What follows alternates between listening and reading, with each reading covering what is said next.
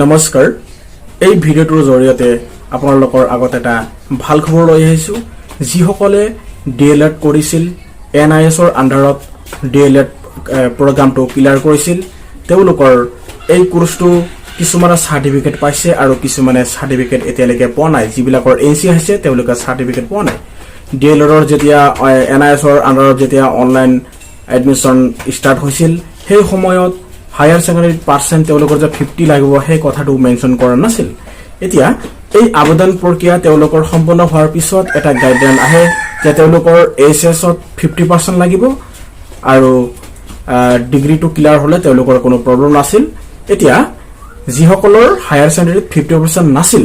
তেওঁলোকে এটা বিভাগত পৰি গৈছিল কোৰ্সটো ক্লিয়াৰ কৰিছিল কিন্তু তেওঁলোকৰ এক্সামটো শেষ হোৱাৰ পিছত যেটো সাৰ্টিফিকেট ৰিজাল্টটো ভালে হৈছিল বাট তেওঁলোকৰ সাৰ্টিফিকেটত এটা ডাঙৰ সমস্যা দেখা দিছিল এনসি আছিল নৰ্মছ মতে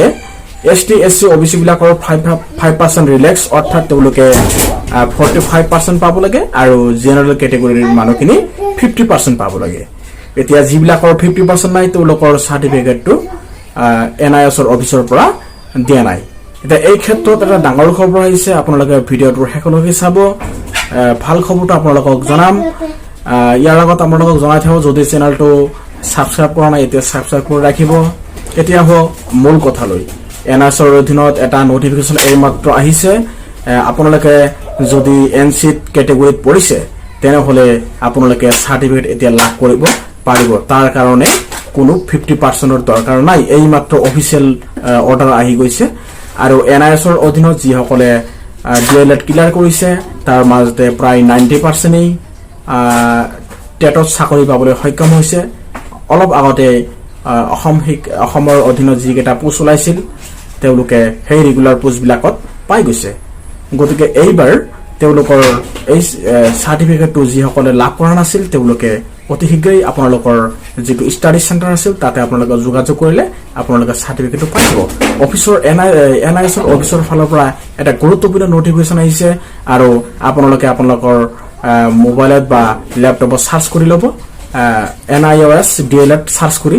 আপোনালোকে নোটিফিকেশনটো চাব পাৰিব আৰু আপোনালোকক স্ক্ৰিনত মই দেখা দিছো নোটিছটো ভালকে চাই লব ইয়াতে মেনশন কৰা আছে যে কেৱল হায়াৰ সেকেন্ডাৰী কোৱালিফিকেশন হলেই হ'ব অৰ্থাৎ এসএস কোৱালিফাইড হলেই হ'ব তাতে কোনো পার্সেন্টের কথা নাই আগতে যেটো 50% এর কথা কৈছিল এটো এতিয়া উঠাই দিয়া হৈছে গতিকে আপোনালোকৰ সাৰ্টিফিকেট আপোনালোকে কোনো টেনচন নোলাকৈ পাই যাব গতিকে এই সাৰ্টিফিকেট খন পোৱাৰ লগে লগে আপোনালোকে যাতে পৰৱৰ্তী এডভাৰটাইজমেন্টত আপোনালোকে এপ্লাই কৰিব পাৰে তাৰ কাৰণে আমি আশা বাঢ়ি আছো যাতে আপোনালোকে চাকৰি পাই যায় যাতে আপোনালোকৰ ভৱিষ্যতটো উজ্জ্বল হয় তাৰে কামনা কৰিছো এনেকুৱা ধৰণৰ ইনফৰমেশন পাবলৈ এতিয়া চেনেলটো সাবস্ক্ৰাইব কৰিব ধন্যবাদ